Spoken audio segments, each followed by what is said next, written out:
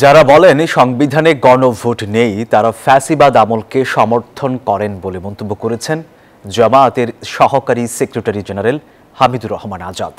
বলেন সংবিধানের চেয়ে জনগণের অভিপ্রায় অধিক গুরুত্বপূর্ণ। সোমবার পল্টনে ইসলামী আন্দোলনের কার্যালয়ে ৮ দলের বৈঠক শেষে যৌথ প্রেস ব্রিফিংয়ে তিনি এই কথা বলেন। জানান বিএনপি সাড়া না দিলেও বিএনপি ডাকলে আলোচনায় বসবে জামায়াত সহ ৮ দল।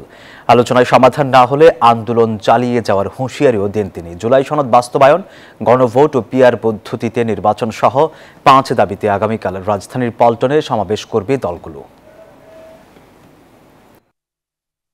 রাজধানীর সমাবেশ দিয়েই যদি সরকার মেসেজ নিতে পারে, দেশবাসী যদি বোঝাতে পারে, বুঝতেও পারে, তাহলে আমরা মনে করি এই সমাবেশেই একটা বড় ধরনের মতামত উঠে আসবে, জাতির উদ্দেশ্যে একটা নির্দেশনা এখানে তৈরি হতে পারবে, জনমত তৈরি হতে পারবে।